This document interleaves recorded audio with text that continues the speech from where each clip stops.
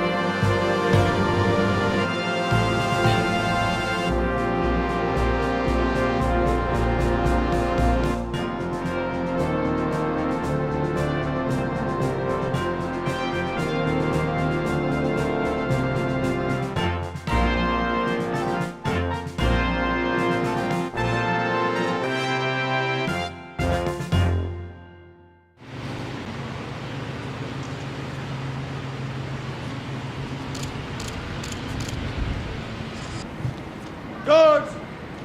Halt! Halt! Halt! Ready!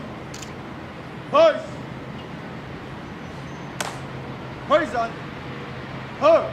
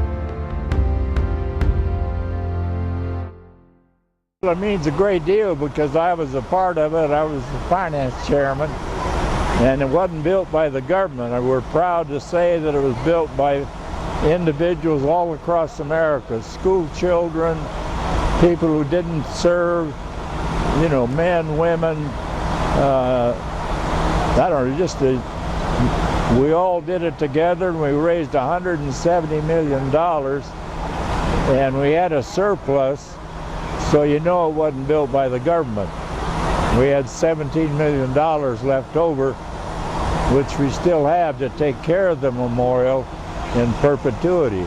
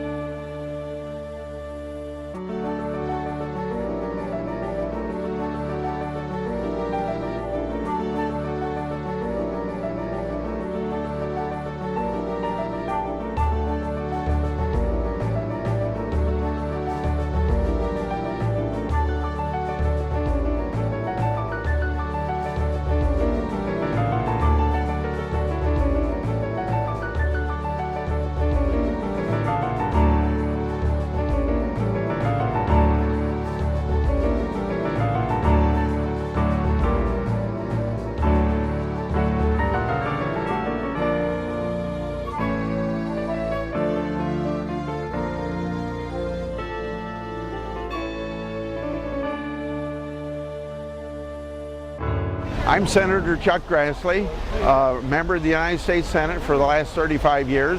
My home is New Hartford, Iowa, 10 miles west of Cedar Falls. And tell us what this memorial means to you.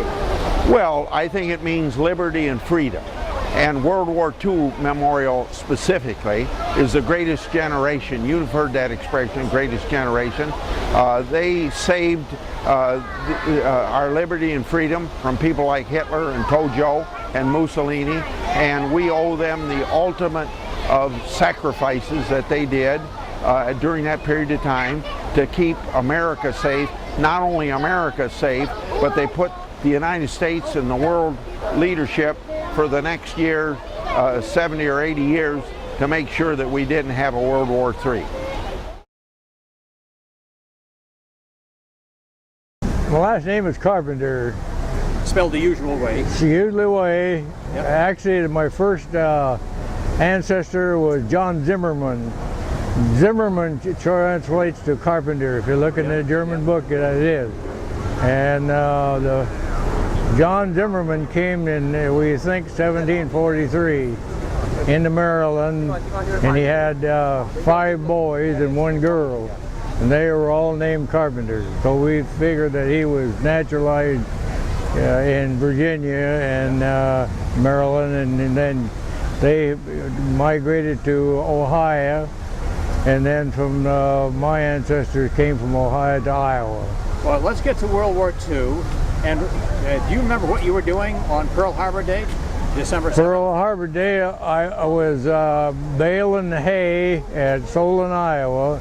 We didn't know anything about it until we got home that night, and they told us that the Japanese had attacked Pearl Harbor. So then you volunteered, or were you drafted? I was drafted. Okay. I was drafted in 1943, but I was rejected.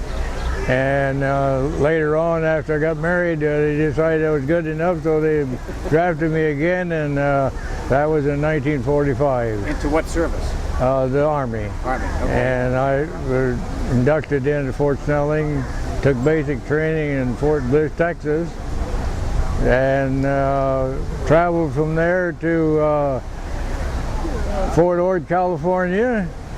From Fort Ord, California, 2,000 of us went in a troop train all the way to Camp Kilmer, New Jersey. We boarded a ship and we landed in Le Havre, France, the first day of April. And my son was born the 14th. That was in 1945? 1946. 46? Okay. 1946. Yep. That was after my baby. And what did you do then once you got there? I joined the 379th Automatic Weapons, then it was transferred over to the name of 388th Military Police. I did train guard. That was my job as a train guard. Did you see any of those trains involved with the recovery of the art in Europe? No, the only train that I guarded really was a ammunition train. I had to cross the Weser River from Bremerhaven, and we had to take gas masks because they were loading poison gas there. And we took the train down. I had two guys with me, a T4 and a T5, and neither one of them wanted to do any of the thing, and so I wound up to be train guard commander, even though I was only a private. So, on your service, did you have any particularly scary moments? Yes, I did. When I lived in Kassel, Germany, another fellow and I went to a movie in the Red Cross, and when we come out, we started back to Lindbergh-Strasse where we lived, and all of a sudden here come a Jeep patrol, and this guy said, "What the hell are you guys doing walking here?" And we said, "We're going to Lindbergh-Strasse." And he said, "You're going the wrong direction, get in here. This is a thing that's full of snipers." So that was, then after we got up to Bremerhaven,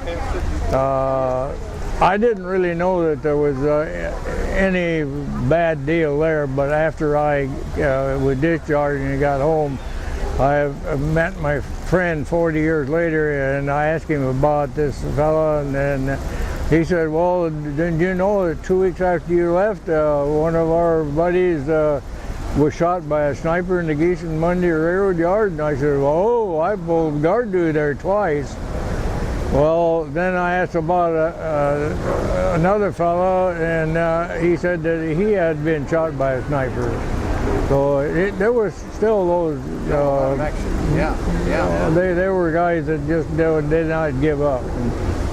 Would you say that your service changed you in any particular way? Not really. The service actually was basic training was actually a vacation for me, because I worked in an elevator picking up 100-pound sacks of feed and shoveling coal, and the only thing I got out of basic training was running. The rest of it, I was an expert rifleman, and when I got over in Germany, one day I was riding a train going from Bremerhaven to Bremen, and I had a 45 caliber submachine gun, they called it, the old grease gun. And there was a raven out in this field, probably, I would say at least 50 yards out there. And I just up with one shot, and I don't know, it must have hit right underneath that raven, because he went right over on his back, and there his feet was up in the air. Well, there was a German conductor sitting beside me, this train, and he watched me just like that all the way down to Bremen. He never took his eyes off of me. Well, what did you do when you got back home?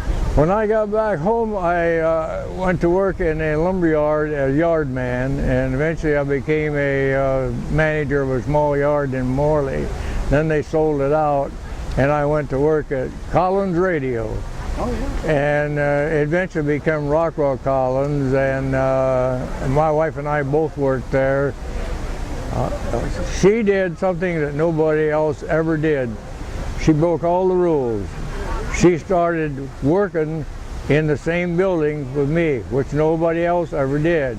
Then she started working as a solderer, and my foreman comes over one day and says, "Howard, we've got a little problem in the inspection," which I was an inspector.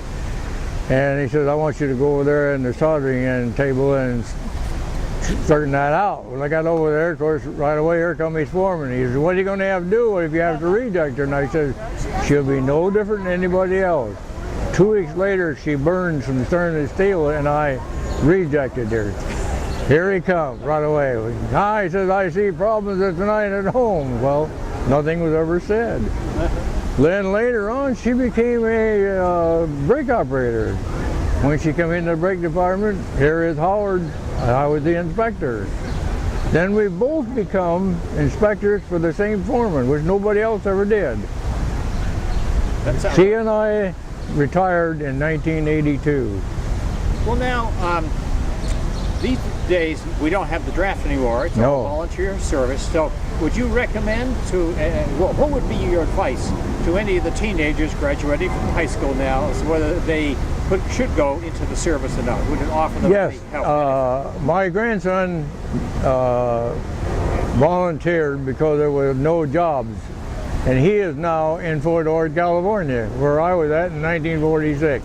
He's a sergeant in the Army, and he re-enlisted for 6 more years because of the fact that there was no jobs. And he is hoping someday to be able to retire after 20 and get a job at Rockwell. Sure, yeah. Well, so you're going to be going to the other memorials, the Vietnam and the Korean, later on, shortly.